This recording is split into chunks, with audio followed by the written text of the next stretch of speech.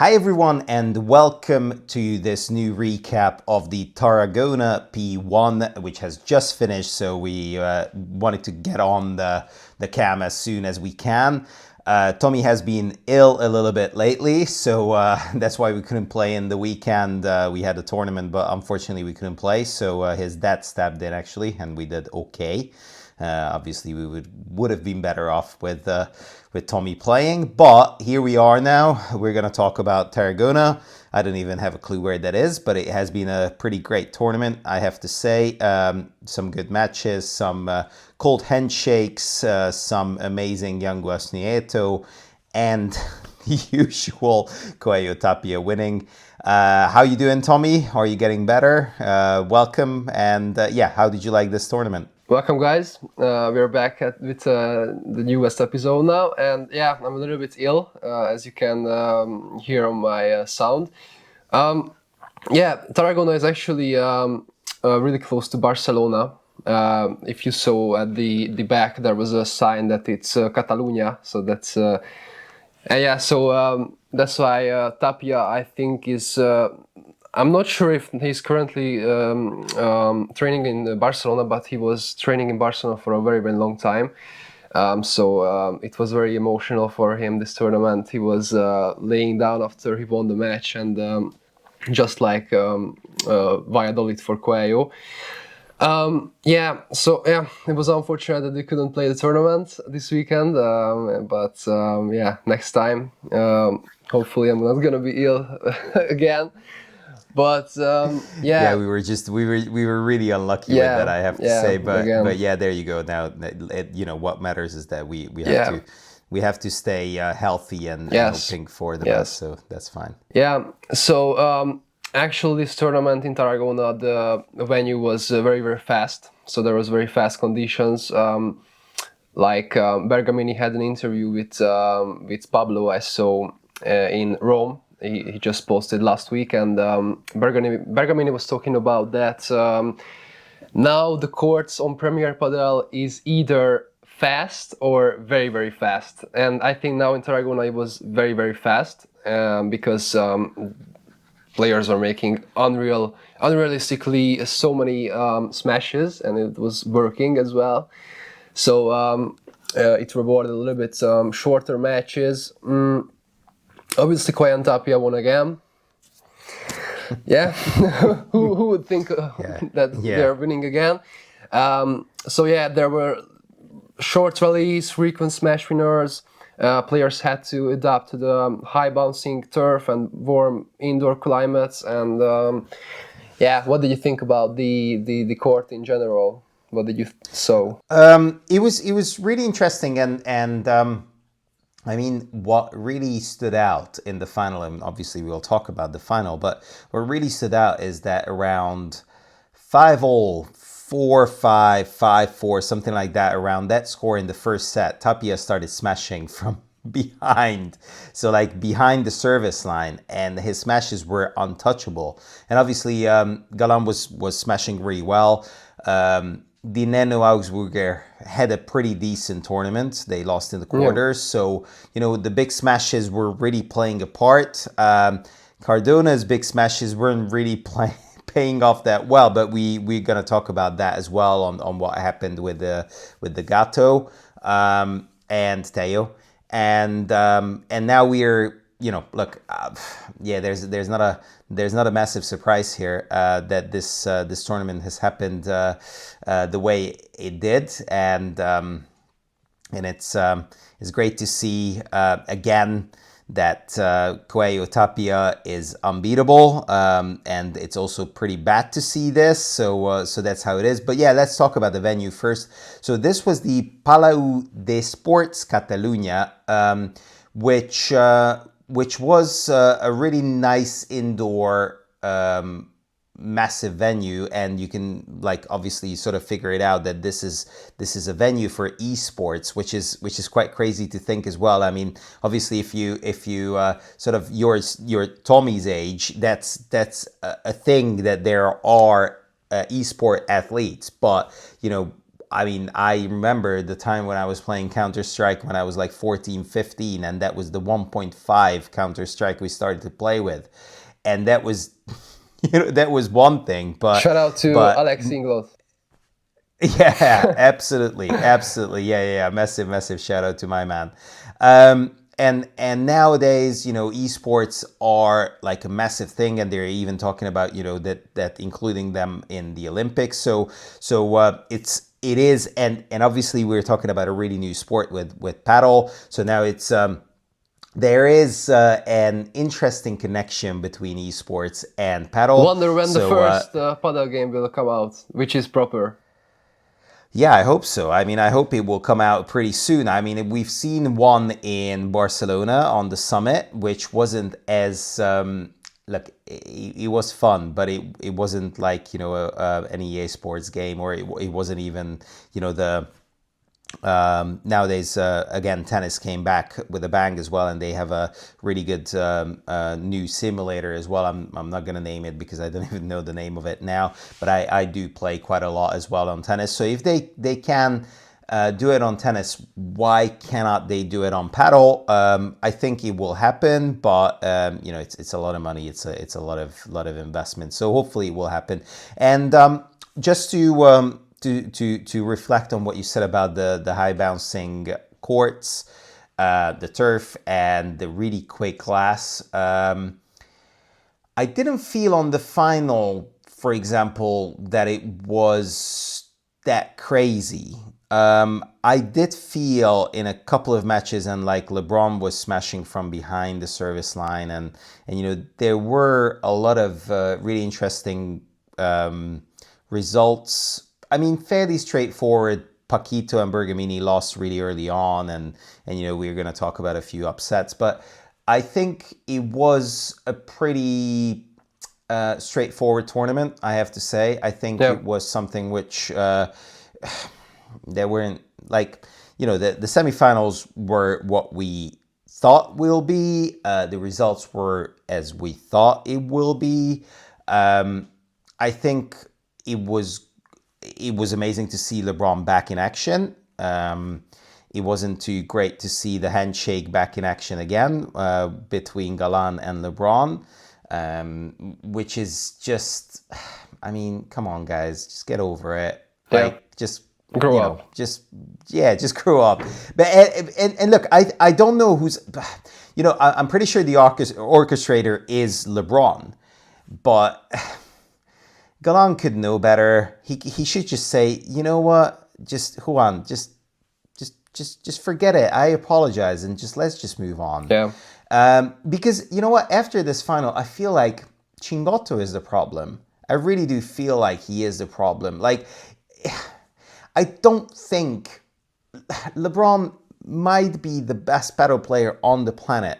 I really do think so. But this is a double sport, so it's not straightforward. And Chingotto is an unbelievable paddle player. We spoke about him so many times, but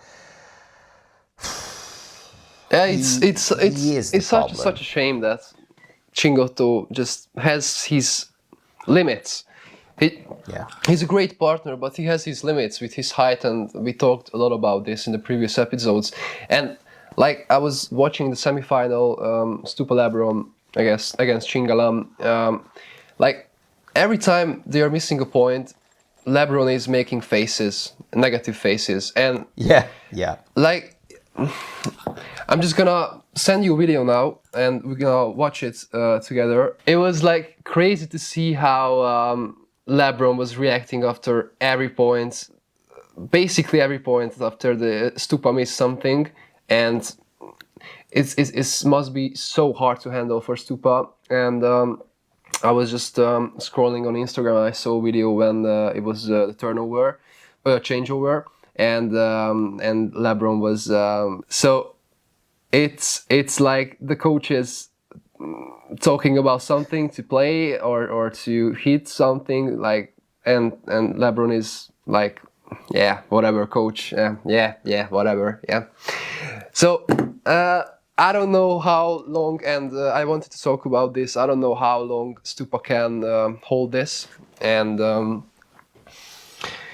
I think Stupa has Cardona in his first place. If Wow. if Okay. that's my thought, because I think if results are not speaking in 1 or 2 months for Stupa and Lebron, Stupa is just gonna be like, I don't want this stress. This is not paying me off anything. And because if they would win tournaments, obviously they would stay together. But what's the reason for Stupa to stay together if that's what he gets from Lebron? All of this negativity, and they are not winning tournaments and they're not playing finals, which obviously they want to do that. They don't want to lose to Chingalan all the time, and they want to bring surprises. And I think Stupa, like, I think he has his time, and I mean, I think the best option for him is Cardona. What do you think? And who would be the best option for LeBron? I don't know. I was thinking about Stupa. I mean, for LeBron, to be honest, I mean Augsburger. Yeah, but he's not gonna leave Dineno. I don't think he would leave Dineno. I mean, he left Cardona. So after that, Yeah, after but that you can. I get it, but I think it's a little bit different. I think it is in that case. As I said it on the last pod as well, I think Dineno is such a legend in Argentina, and that's why Augsburger left Cardona. But if he does the same thing, yes, LeBron is, arguably one of the best players ever to play the game. But would he leave Dineno in that short space? I think now we haven't spoken about it, that this will be the so there's going to be a 1 month break now. Yeah. I mean, we have mentioned it, but this was the last tournament in August, and the next will be the 1st of September when they come back. So they have this was the first part of this really packed season. But yeah, it's interesting. I think Stupa is such a lovely guy, and he's genuinely lovely. Like, you can see that he's just trying. He's trying Yeah. with everything he has. But Stupa is I think you can sort of count that he will wait until this partnership just really dissolves. But like, LeBron has to think on his feet. Like, who else does he have? Like, I think literally Stupa is the best option he has. So if I think about it in depth, like, I cannot really see why LeBron doesn't appreciate Stupa. They played the semi again. They beat Leal and Guerrero, which I thought would go the other way. And it was very close. A really, really tight match. Yeah, it was a tight match. But I think when you look at the options, and I really have to think and dig deep to even think about who LeBron would play with, and who he would look up to apart from Galan or Tapia. But those two guys are never gonna play him. Like, that got the biggest following and most comments on Instagram when I spoke about it, that I don't think LeBron and Tapia would beat what was that, Chingalan? I think that was No. that was the Or yeah, Chingalan, I think that was it. Yeah. And obviously everyone called me disrespectful and whatnot, and I didn't mean, because of the past, and I think Tapia is in himself, like, I think he's back to his best. Like, how he played today was he unreal. was playing unbelievable at this tournament. Like, and I wanted to say this, that his smashes was a little bit different now, because he was, most of the time he was smashing very close to the glass. I don't know if you noticed, and a lot of spin on it. So yeah, it was more like this brushes, so it was like, the proper kick. Coello cannot do this. Like, Coello cannot do this type of smash, And it's interesting, if there's easy ball and it's coming to the middle, most of the times Coello jumps in and he hits the flat smash. It's like very close to the net and more far away from the glass, and he just finish off the point. But when it's more depth, a little bit longer lob, Tapia is going for it and he's hitting with a very good spin and closer to the glass. And It's it was just unbelievable, that technique, how he hits it. And like how can he just like I think the only one, or Galan or Augsburger, I think the two players who can do this, but Tapia is doing this on a different level now. Yeah. I mean, how he has been doing, and you know what? It doesn't even look that powerful. That's what's crazy about it. That, like, you know, when I just looked at his smashes, like, he was really going for it, and I think they might have changed some stuff, and that's why I just pointed out in the beginning of the pod that I felt when he just started to hit these smashes at 5-all, or, like, you know, at the end of the first set. Before that, he hasn't even hit one smash. And then he just started to hit those smashes, and they were just like jumping, like, you know, at least a good meter away from Galan's racket. And he can jump, like, you know, that kid can jump.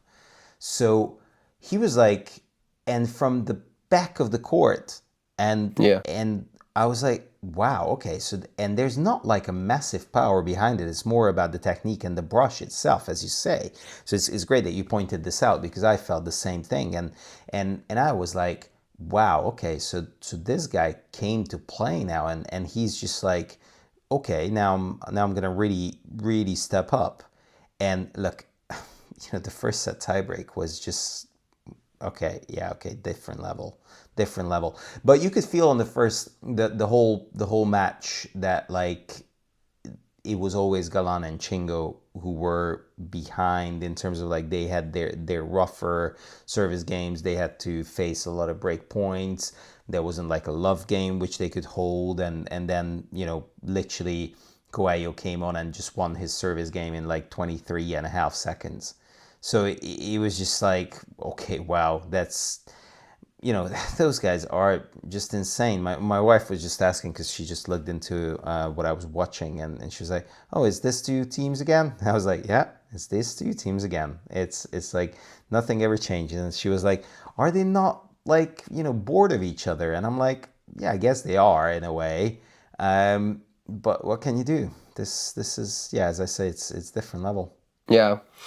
Let's see a little bit of the earliest round matches. So basically, I think we should point out firstly Cardona Teo against David Gala and Campagnolo. David Gala is a very interesting player. He's a young player.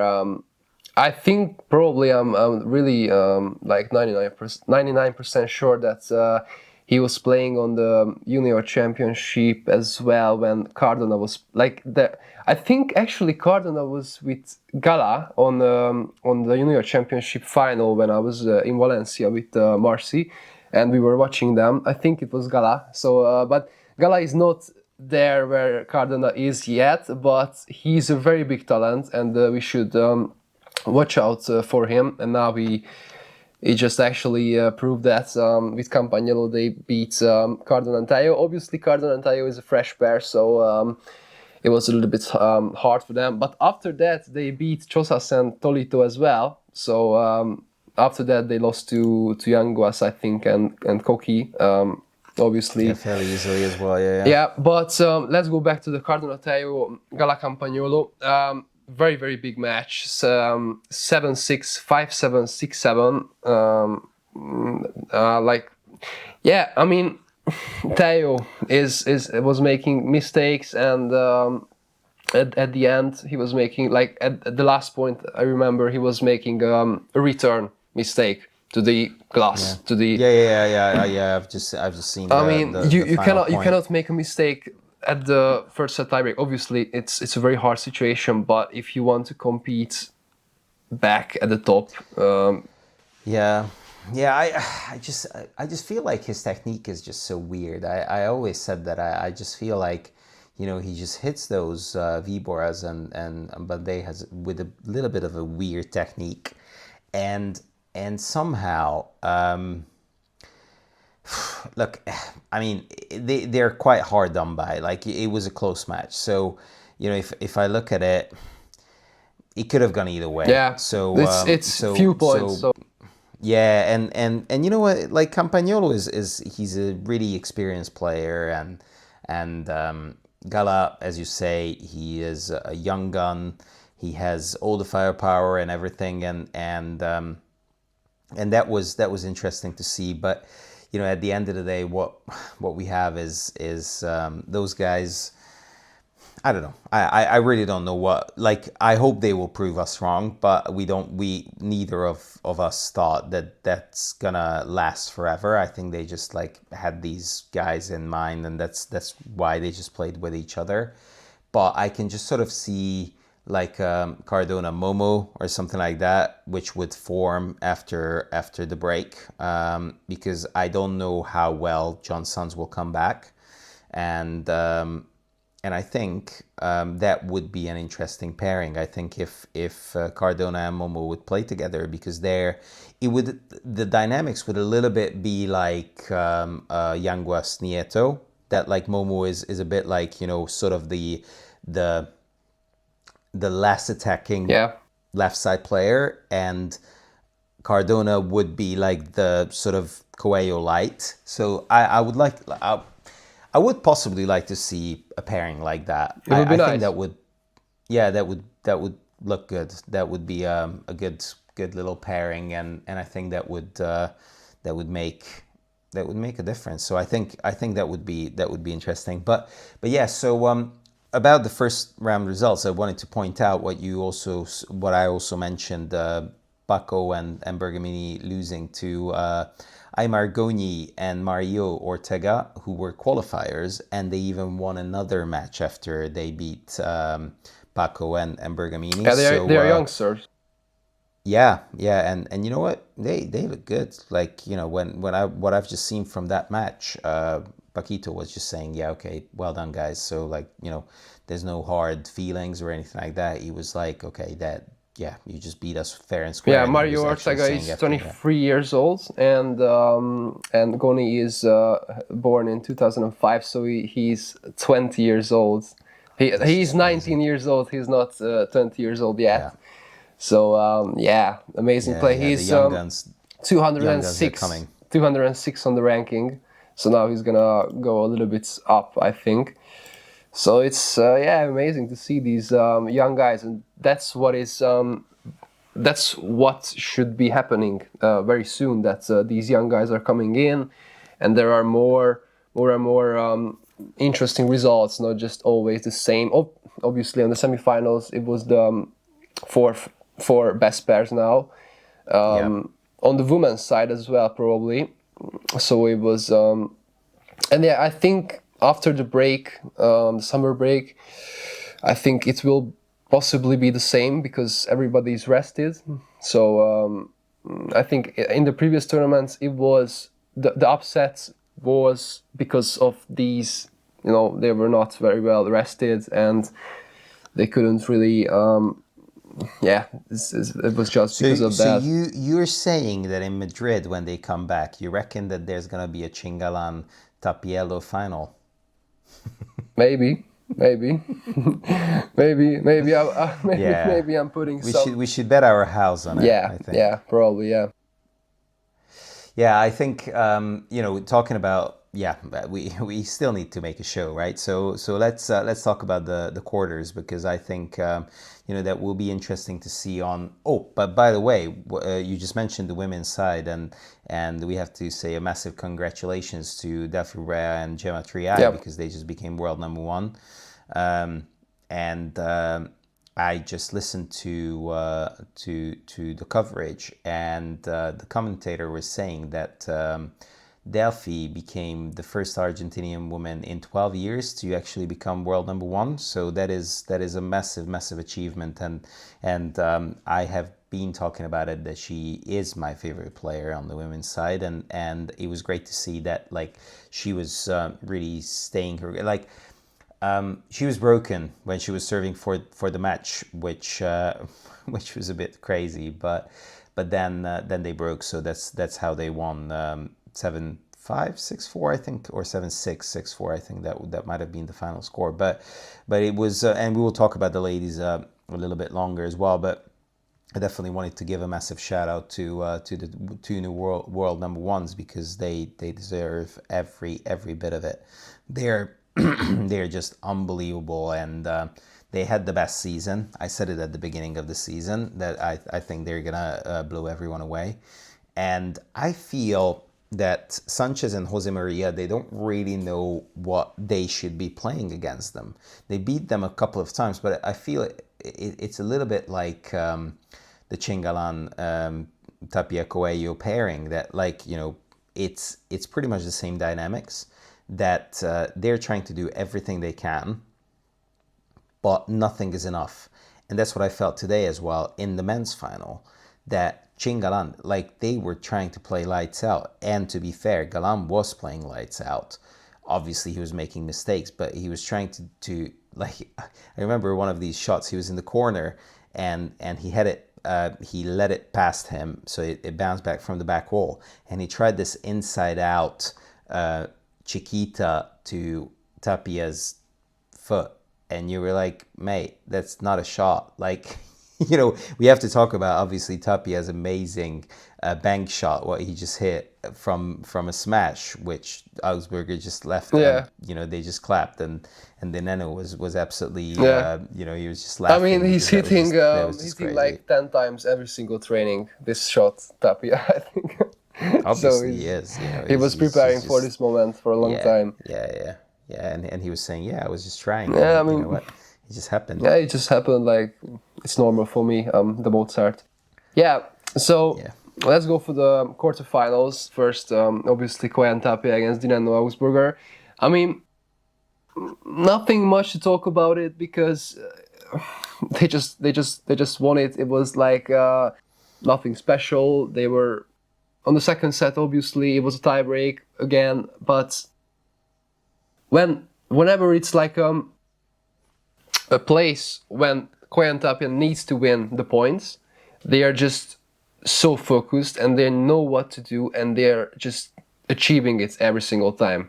Like, you have to do something different, something extraordinary to win a point against them in these situations, when it's a tie break or when it's 5-all and it's a break point against them. You have to do something, and most of the time that is not enough as well against them, because they are just always there. Their blocks are always going in, their lobs are always going in, they're pulling out a smash out of nowhere. If you hit a portress against them, Tapia is running out.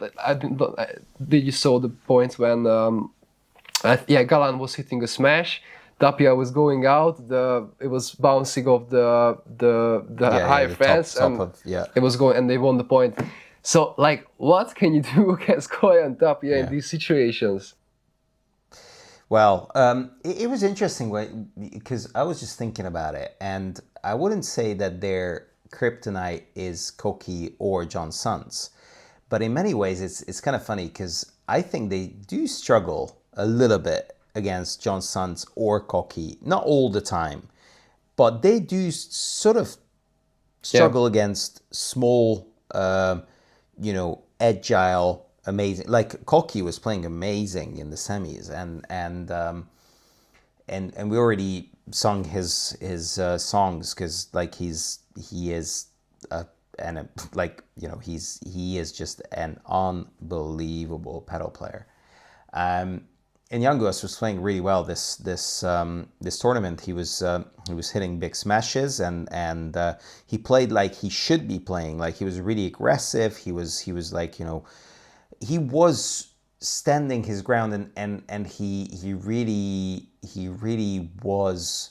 They were like the third best pairing. Like, you know, it's arguable to say if it was Stupa Lebron or Yanguas Nieto, but that was like a really, really authoritative performance by them up until, you know, the semis, because they just played a really good semifinal as well. They won a set from Coello and Tapia, But back to what you're saying, Coello-Tapia are just too good. It's like prime Nadal, it's prime Federer, it's prime Nadal. It's like, those guys couldn't be beaten when they really stepped up their game, even when they were like, match points down. And that's like the Momo Jones Suns a couple of weeks ago when they were match points down, and they still won the match, and they still won the tournament, and they're unbeaten for like months now. And that's just scary because now this is the first time when Tapia is back to his best. Before that, he wasn't even playing that well. So, when the Mozart is playing the level what he played today, he is the best pedal player on the planet. I do think so. And what I was saying that Coelho is on his level, yes, that's the truth. It's like Messi and Ronaldo playing on the same court. Not paddle, but Messi was playing paddle. I'm just gonna put a clip. Yeah, and it's the same thing with Ronaldo. Ronaldo is playing. He was going into the net, and he was like so passionate. Yeah. And Ronaldo is the same. Ronaldo absolutely loves paddle, and a lot of football players. But you know what I meant. So yeah. So it's just, we can talk about the quarters and that. Cardona and Augsburger gave them chills because they're just so agile and so quick and so big, and now they just broke up, and I don't think they're fearing Dineno Augsburger because they will always beat them. 11 times out of 10 they will beat them. So there's not going to be one time when they're going to blink. And I think they're even playing better. So what you just asked of me on the last spot, if Galan became a better player from last year or Tapia, now I have to say Tapia because he was absolutely amazing in the last couple of tournaments.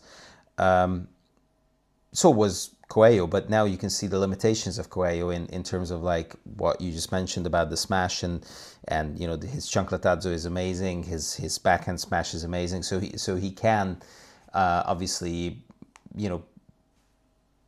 make it a little bit more. There's a bit more color in his game as well, but it's nothing is as colorful as Tapia. No, it's just crazy. But yeah, so we spoke about Yanguas Nieto, how amazing tournament they had. Goni Ortega, they played Chingotto Galan in the quarters. You guessed the result, 6-2, 6-love. And there was the best match, which was obviously Lebron-Stupa against Guerrero Leal. And, slowly but surely, Guerrero and Leal are a proper top 5-6 pair. So I just said, are they the fourth? Yes, they're not. Now Yanguas and Nieto showed that they have the versatility and they have all these amazing shots, which make them the fourth best pair. And if you ask me, it would be interesting to see maybe on a P2 if they would play a final against Lebron and Stupa, how they would fare. That would be a really great matchup. Yes, yeah. Yeah, that's a great matchup now because Yanguas and Nieto is in this I don't know Yanguas was smashing a lot of times, he was jumping up. It was I didn't really saw him doing that. I think it was because of the fast conditions, obviously. But and we're gonna do a true or false at the end again. But I wrote one about this that I think Coki is he's lacking the smash a little bit, and I think that's a little bit what was missing on the match against Coello and Tapia, but they're so consistent. They know what to do. They're from the defending. They're amazing, and it was just so nuanced things. But back to the quarterfinals.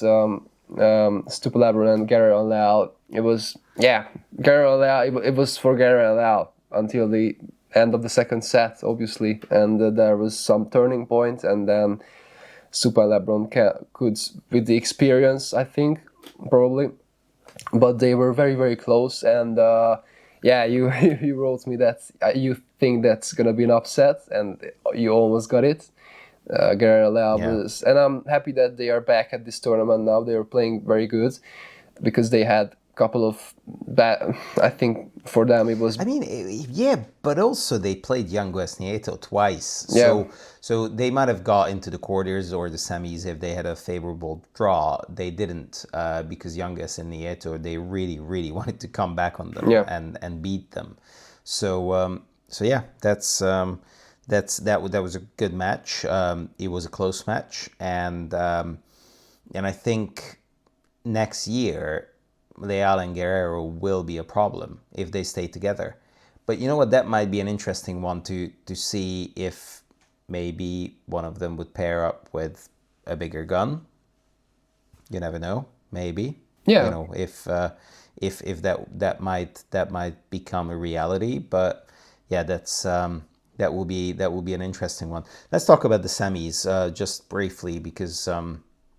We're saying the same things over and over again, but you know what else can we do? So yeah, let's we just sort of mentioned that's what you thought about Coki lacking the smash and Yanguas really hitting it hard. Again, yes, yeah, it's just Coello and Tapia are just too good, and even after losing the second set 7-6. They just came back and won really comfortably 6-2 and just walked into the finals and quite well rested. But let's talk about have you watched the Chingotto Galan against Stupa and Lebron match? Yeah, obviously. I just want to say one thing about the other semifinal. Like, I don't think that I didn't really think that Yanguas and Nieto has a chance in the second set after watching the first set. And it was a surprise for me that they took the second set in tiebreak, which I was talking about like 10 minutes ago, that whenever it's a tiebreak, Coello and Tapia is on a different zone, and they are going down to alpha, and they are they're just on a different level. But Yanguas and Nieto could pull out something, and then they won the tiebreak. But after that, Coello and Tapia said, "Okay, guys, now we're playing." So they just smashed them 6-2. But I mean, Yanguas and Nieto did everything they could. They managed to, I mean, they were the only pair who could make final set against them, and they did everything that they could do, but it wasn't enough. Great job for them. The other semi-final. Obviously, I would have bet on Galan Chingotto on this match because of Lebron was injured. They didn't play a couple of tournaments now, and or it was just one tournament, or no, I think it was a couple. it was. Yeah. I think they missed the first one. Stupa decided not to play. I think it was two. Because he was just too it was two. Yeah, I think it was two, and then after it was Arcesimo, wasn't he? Yeah. Who just played in the second with Stupa. Yeah. Which was fun to see. Yeah, but yeah. It was actually 6-3, 7-6. It wasn't the other way around, but but they didn't really have a big chance, I think. Obviously, if they are making a couple of big shots in the tiebreak, they could have won the second set. But I think that in the first set, Chingalan would have figured out something, just like Coello and Tapia against Yanguas and Nieto. But you never know. Obviously, you cannot predict something like this. But I would feel that now it was up for Chingalan, and they closed it up. So yeah, it was basically the same final again. Amazing Chingalan against Coello and Tapia. I mean, in the first set they were going against winning serves, and then on the tiebreak again, like winning. Yeah, well, what I just wanted to say on that one, what was interesting for me was the first game took like 10 minutes. Yeah. Something that was crazy long and somehow held. And I think if they wouldn't have held there, it would have been a 6-4, 6-2 or something like that. So that's why it became a pretty good watch, because it was a good match. I think it was, even though It was always a good match. it is always a good match, but aren't they bored of each other? If I can just like quote my wife, but I think at the end of the day, what matters is that that's why they're on top of the sport. I think these four players are definitely the best four players on the planet. But when I say this, I said it on the last spot as well, that Galan makes players better. I just feel like Chingotto is the problem. Who would you choose? Who would you go with, if not Chingotto? I mean, what do you mean by that? That who would you choose if you were Galan and say that, okay, I'm gonna try something new? I would go with Cardona, wouldn't you? Yeah, I would go with Cardona, obviously. I mean, who else? Like, he doesn't want to play with Lebron, and then you said that maybe Guerrero, Yanguas, yeah, but I would choose Cardona.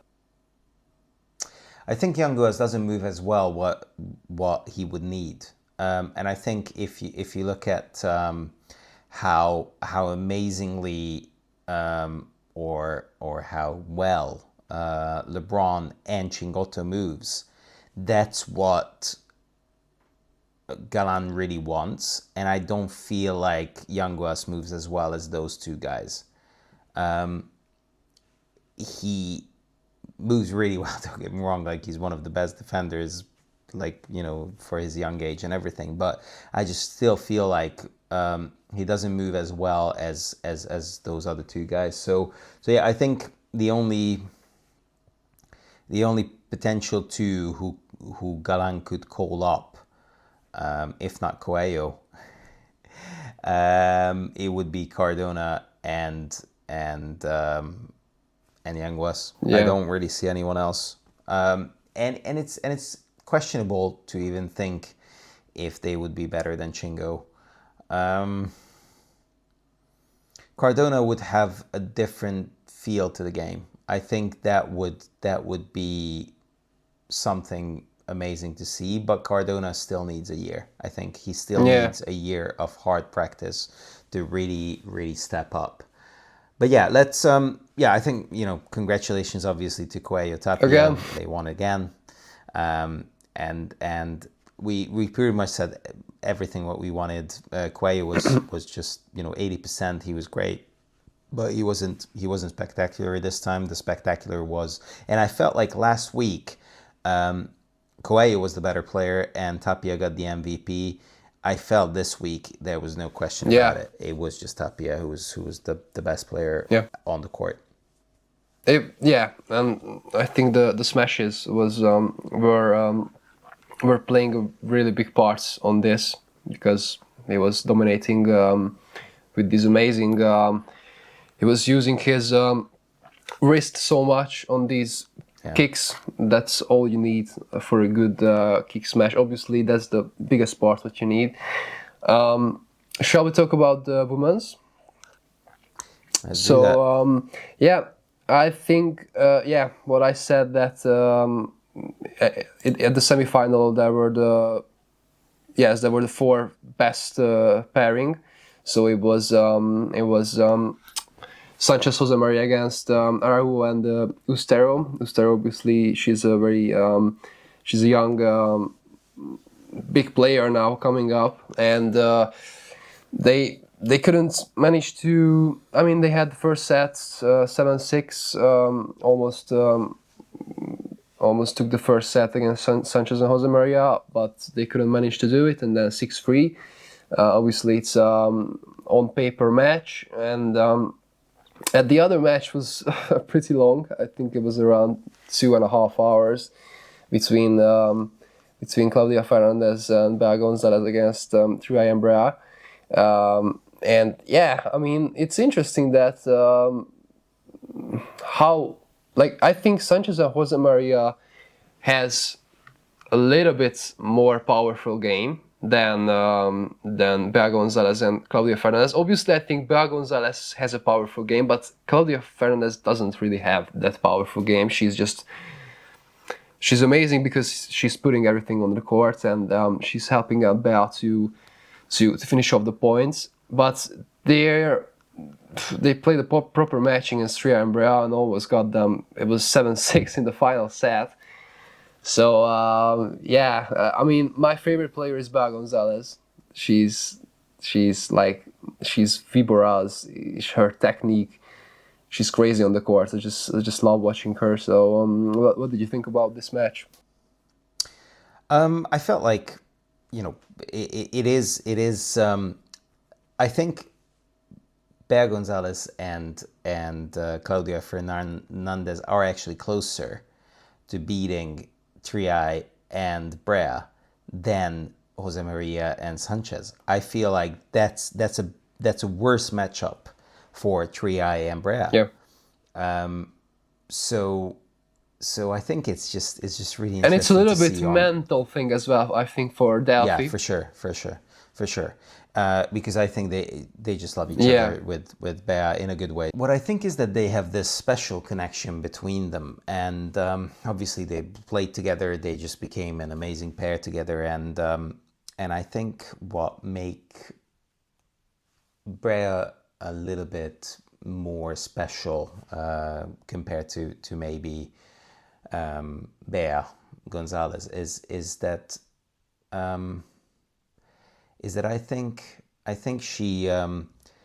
she's a bit more solid, and Bea still needs around a year or a couple more amazing results to maybe get over the line, and I think that's where, I mean, she gets the amazing results here and there, but I think she will become a world number one. She just needs a little bit more time. And I think she might need, a partner like Brea. But Brea definitely needed this change. So I think it was a good change. And I think Bea Gonzalez will become world number one. But all in all, I think it's just great to see that that there are good matches, even the semis. And Bea Gonzalez and Claudia Fernandez won last week in Malaga, and now it was Delfi Brea and Gemma Triay now that Delfi is back in full flow. So yeah, I think it's just great to see that the young guns are coming, and not just in the men's side but in the women's side as well. And there's arguably one of the best players ever, Gemma Triay, who now became world number one again after around a 2-year absence, and now she's back, so she chose well. And this was a really good tournament for the ladies, and it was something to cherish, and I think Bea Gonzalez can definitely take out the positives from it. Yeah, I would love to see Bea Gonzalez as world number one. As I said, she's my favorite player, and she just lacks a little bit of consistency in her game. But she needs to train a lot. She needs to have more big matches like this, and then eventually she could become world number one. But she has to do a lot more for that. So let's go now for the true or false game. So I have 7 statements. The first one is that the indoor court in Tarragona was too fast, and this was producing shorter rallies and making matches much more powerful. True. I mean, we could see it even on the final that both left side players, so Tapia and Galan, they could both hit from behind the service line, and they could still produce amazing winners. I don't think it was too fast. I think the variation was great to see. And last week it wasn't as quick, and now it was quick. So and the same result. So I think it is true, if we have to say true or false. But I think it was it was a good court. I enjoyed watching this week, to be fair. I really enjoyed the matches. Yeah, me too. Obviously, it was very fast. As I said, the Tapia was making amazing smashes. In the previous tournaments, he couldn't really find his way for the smashes, but now he was absolutely incredible with it. So I think it's true as well. Maybe it wasn't too fast, but it was definitely faster than the previous indoor tournaments. The second statement is that Coello and Tapia's dominance, that's winning 37 titles together now, is tying Bella Lima's record, is reaching to a point where it's hurting the competition on the men's tour. Yeah, well, we talk about it all the time. I think if someone is new to paddle, they wouldn't take it seriously, because there's these two guys who are just like, really winning whenever they want to. And I said it on last week's pod as well, that I think it is, I wouldn't say hurting the game, because there's dominance, but it definitely isn't helping the game to evolve. But I mean, these two guys, they don't care. They just want to win. Yeah, I mean, why would they care? So, yeah, exactly. They're not going to lose, because it will be better for the spectators. But I think some variation wouldn't be bad in that perspective. But when you look at the brilliance, the absolute brilliance of these two guys, yeah, they're just this much better. So I think Galan should be training harder. I think Lebron-Stupa should be training harder, and they hope for the best. And I think, what's good to see, the young guns really coming quickly. Yeah. But that's what I'm always saying, that people do forget that Coello is still like 21 or 22, so he's still really young, and Tapia is pretty much the same, so they're not going anywhere away. So like, it's not even close. So maybe some 19, 20-year-olds will come along and beat those guys, but I just cannot really see that happening. Yeah, not now, but they need time for that. Yeah, for sure. The next one is that it was too early for Cardona and Augsburger to split up because of lacking good results. I don't think it was anything to do with results. I really don't think so. Then what do you think was it? I think it was Dineno. I think it was his importance for. Okay, but would you think that Dineno would have called up Augsburger if he would see that they are making amazing results, like they are winning titles and making finals all the time? I think he wouldn't have called him. And I think he would have, because like that's the same thing. Like when the Super PBS was okay, but if he would call him, if he would call Augsburger and they're making good results, I think Augsburger would respectfully say no, because they would. Yeah, for sure. Yeah, I think yes, it was the Carburger experiment was really interesting. I don't think they should have said goodbye, but that's what I think about Liebach as well. I think Liebach should have stayed with Augsburger, but that was Augsburger's decision, I think, because Liebach is now, he's. I don't even know if he played this tournament. To be fair, I haven't seen his name, so I think he might be injured. I'm not sure. I think he's injured. But yes, I think it was too quick. I think they will find each other if they want. I think we're talking about a pair which could be a strong proposition, down the line. I think they could be a world number one pairing, and I think those two guys, if they stay together, they could challenge for the world number one in a couple of years. But they broke up, and I think it will be interesting. You know what? That might be a funky one to think Cardona, and if LeBron goes back on the left. I might see that Yeah. happening as well. You never know with Yeah, LeBron. yeah. I mean, You yeah. just never know with him. I mean, yeah. Lebron was talking about that. It was a bit of a test experiment for him to go to the left side, but I think he just realized that he's more to the right side, and he's like the best on the right side in the world, and he just has to stay there and trust a left-sided player. Now he's he just doesn't trust anyone, does he? yeah. Not even Galan. That's If you look at it, that's the hard part from him on the court. I mean, outside of the court, he's like I like his videos, but he's seems to be a very nice guy outside of the court. But when he's inside of the court, like he's just like a bomb which could explode any moment, and it must be so frustrating for Stupa and anyone who would like to play with him. Yeah, for sure. Yeah.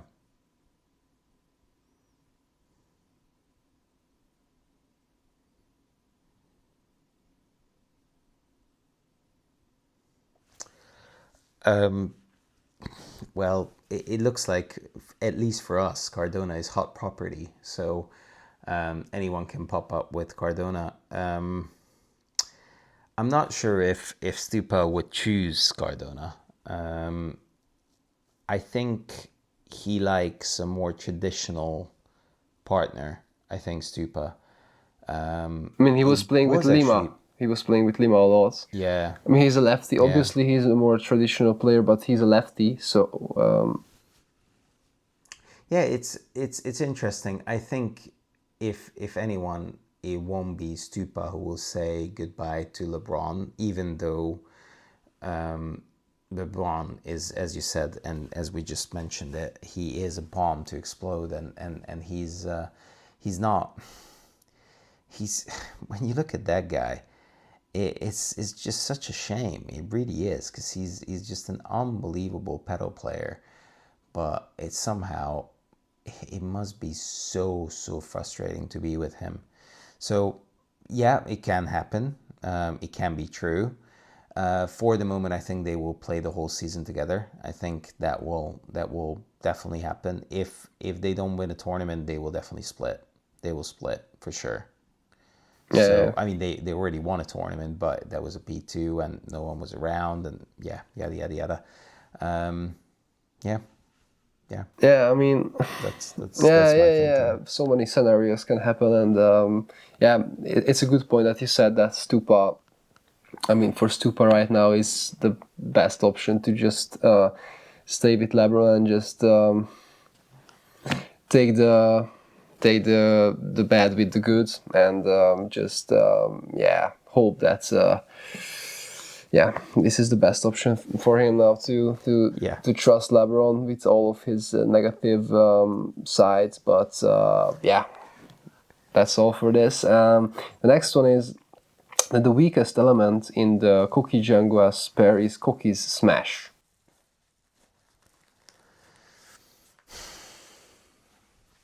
I think it's true. I think it's true. That's why I wrote it. Yeah. I think it's not as straightforward. It might be. I think it's a more complex thing, because I think Coki Nieto is a right side player who plays on the left. He is one of the best defenders, best movers, absolutely amazing with his hands and his feet and what he does. He's just not a modern left side player. That's the issue. The modern left side player is like a Galan or a Tapia or an Augsburger, who can smack the ball and just defend and be an absolutely all-rounder. And Coki Nieto is an all-rounder, but I think he is just not strong enough. But when I say this, I'm not sure if they mostly lose their matches because of Coki. I think Yanguas is a lot more sporadic. He just misses more. He just disappears from matches. Yeah, I would point out here that if they are losing a match to let's say, for example, Guerrero and Leal, I think it's more about Yanguas most of the time if it happens, because of his defending is not that consistent, yada yada yada. But if they want to beat like Coello and Tapia, I think they need more of Coki's bigger smash, and that's what I think they were lacking. So yeah, it's more complex thing, but I think when they want to beat a better pair, if you just want to point out one thing, I think if they want to overplay themselves and if they want to make something to actually beat a better pair, I think Koki's smash is a little bit lacking, and that's what Tapia is amazing about, that he can always put out amazing smash even if he's going backwards. I think Koki is not that he's not close to Tapia with the smash, and it's it's a cheat code. Sure. It's a cheat code for Tapia and Coello at the moment. Yeah, for sure. And the last two statements is about women's. Is that the first one is that now we can officially say that Gemma, Triay and Delfi Brea is better and more consistent right now than Ari Sanchez and Paula Josemaria. Yes, true. Yeah. But if I have to say a bit more about it, I think Josemaria and Sanchez they just don't know what to do. They just absolutely feel like, running around like headless chickens after a while. They play close matches, don't get me wrong, but that's why I just said it in the beginning of the pod, but I feel like they are different in, like, they cannot break the code. They just don't know how to consistently beat Triay and Brea. They can sometimes get a good result in, which has happened to Chingalan as well against Coello-Tapia, but they are, I think, Triay and Brea are just a better team. So that's like full stop. It's a true statement. Yeah, I also think this. And the last one is that the women's tour is now more unpredictable than the men's, and there's no guaranteed dominant team. So the first part is true. The second part is not true. There are 3 dominant pairs who most likely winning the tournament. And obviously we've got a new world number 1, so they have dominated the whole season, Delfi Brea and Gemma Triay. But obviously there was that unfortunate injury for Delfi, but like they're dominant no matter what. But it is true. It is still a lot more unpredictable, because there can be results here and there. So it can happen. It can actually go that way. So yes, that's true. But the second part, I think it's false. Yeah, and it's just because of basically Coello and Tapia and Chingalan that they're always reaching the finals. And in the women's side, you wouldn't bet all of your fingers to that the women's will, like the best 2 will always go there. But so it was a very, very interesting and an unpredictable week on this tournament this week. And now we're gonna have the summer break, as you mentioned. So there's gonna be 1 month's rest, and very well deserved for all the players, because they're grinding all year, and it's just FIP, I think, needs to think about the next season to do something about this, not like a little bit slowly, but to change something, because I think this system is not good for the players. It's just not healthy this way, and for the fans as well. It's like it's gonna be boring. Like if Sure. This just continues, in 1 or 2 years it's gonna be boring, and it's not good for the sport. So. Sure. So FIP needs to do something about it. But yeah, next tournament is going to be Madrid's P1 in 1 month. And it's going to be hopefully a little bit more, more shaking up the results a little bit. I doubt that. Yeah, I doubt that too, because everyone's going to be well rested. So Rested, yeah. And after that, Paris Major. So it's going to be a back-to-back tournament, and then after that, obviously, all the tournaments are coming up, and so great weekend. We are just after the final after a few hours, and we managed to pull this episode off. Yeah, thank you guys for watching this episode, and yeah, thank you. We've got a few things coming up. We've got a few interviews which will happen in August. Couple actually.